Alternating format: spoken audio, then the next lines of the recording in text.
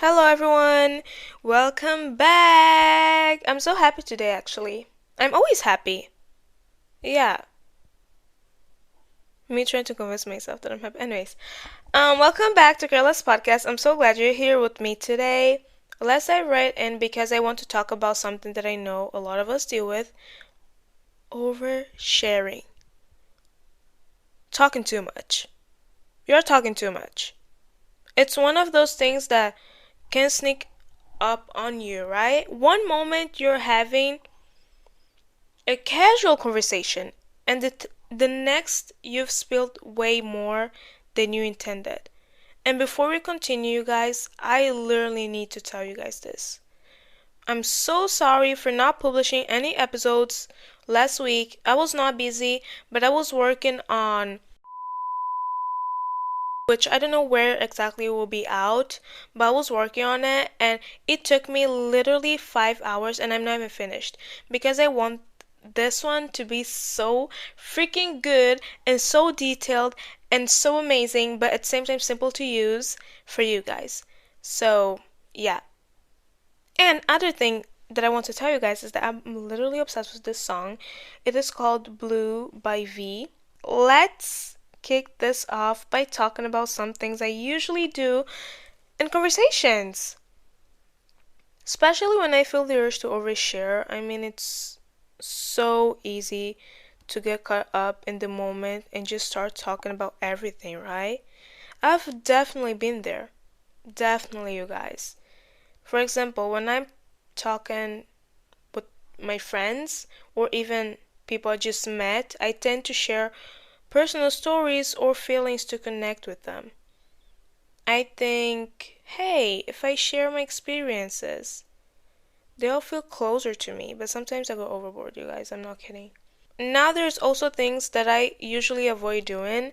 Like, I try not to bring up topics that could make people feel uncomfortable or that I know are too personal and that could make me feel uncomfortable, you know? Um, I mean, no one wants to get the weird look when you mention something they weren't ready for or prepared to be asked. So I've learned to recognize when a topic might be too heavy for the moment. It's all about finding a balance. When I feel the urge to share too much, here are a few things I do to pull myself back. First, I take a breath and ask myself, is this really necessary? Sometimes just pausing for a minute helps me assess if what I'm about to say is really appropriate or important for the conversation. It's also a great way to check in with my feelings.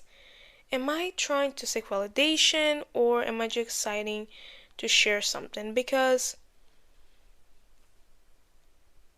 what is the point of calling my friend and telling her, you know, I have Batman socks on?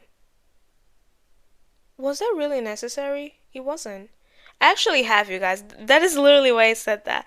Anyways, is that necessary? No, it isn't. So why would I tell her that?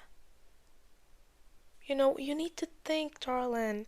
You need to start thinking. Like, another thing I do is redirect the conversation. If I find myself about to dive into something too personal, I may switch topics and ask the other person a question instead. For example, I could say something like, what about you? Have you ever experienced something similar? This keeps the conversation flowing without putting too much of my personal life on display. Plus, it shows that I'm interested in them too. Now, let's talk about things I try not to do when it comes to oversharing. For one, I avoid comparing my experiences to others too much. I think it's easy to fall into that trap of saying, oh, I had this awful day, but it's nothing compared to what you're going through. That kind of mindset not only minimizes my own feelings, but also make the other person feel like their struggles aren't valid. Everyone's express everyone's experience is unique, and it's important to respect that, especially when someone is telling you about how bad they're feeling. I just don't think that it is good to start judging them at some point. So if they're open up about their feelings for you, you should really be there and listen. You should not be on your phone or like play like you don't care, because even if you don't care, just pretend. Because if they're open up about themselves to you, they trust you enough. That's why.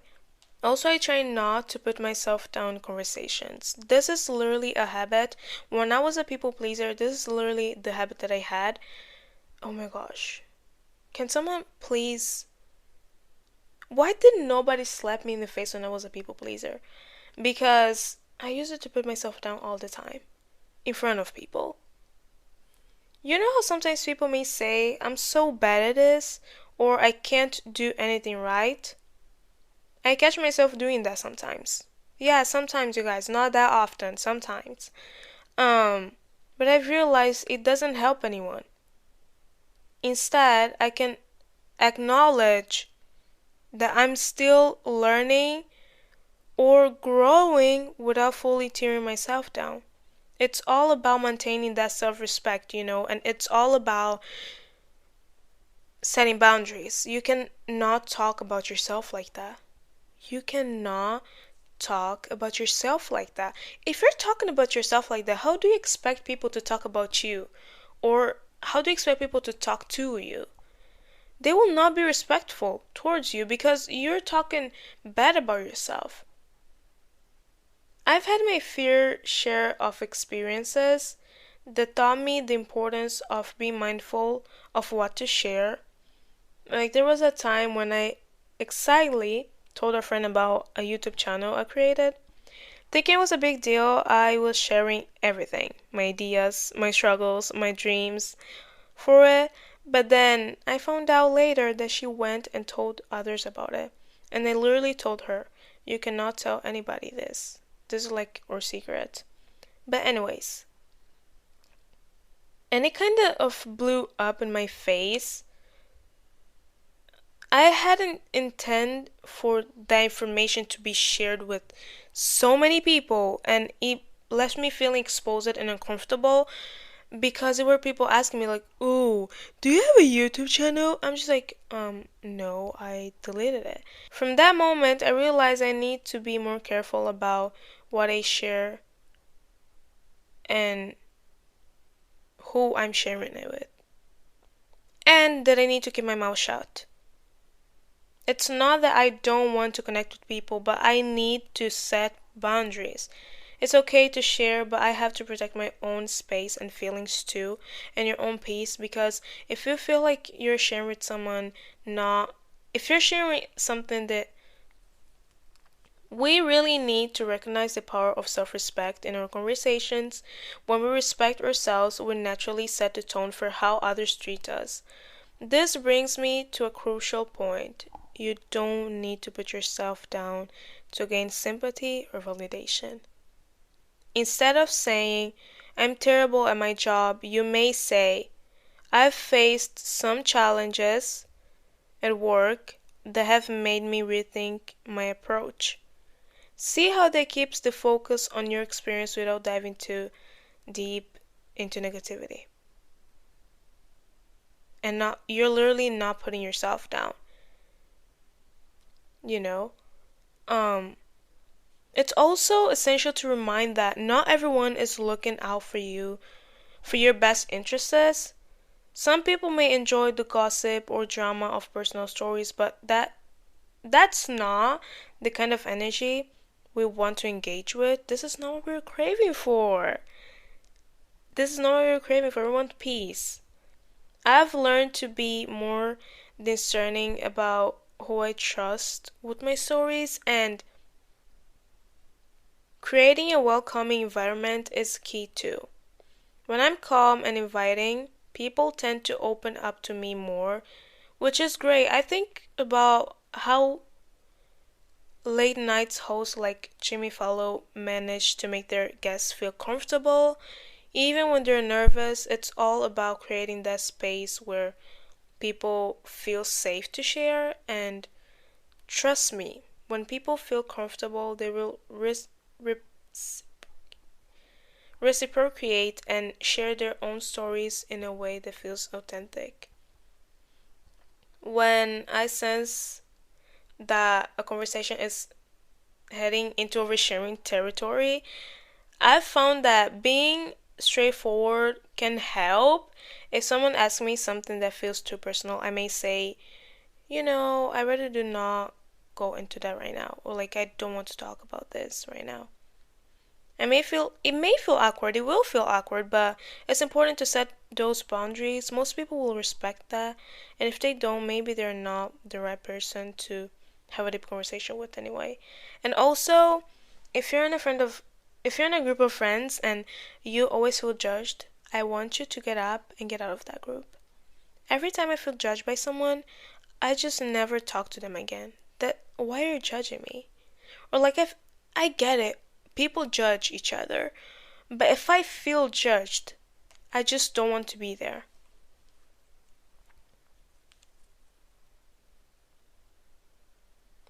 Also, I think it's important to have empathy in this situation. Understand when someone might be feeling uncomfortable or when they're fishing for information that isn't theirs to know. Respecting others' boundaries is just as crucial as respecting your own. Alright, as we wrap up, here's your challenge of the week. Pay attention to your conversation this week. Notice when you feel the urge to overshare or even or when someone else does.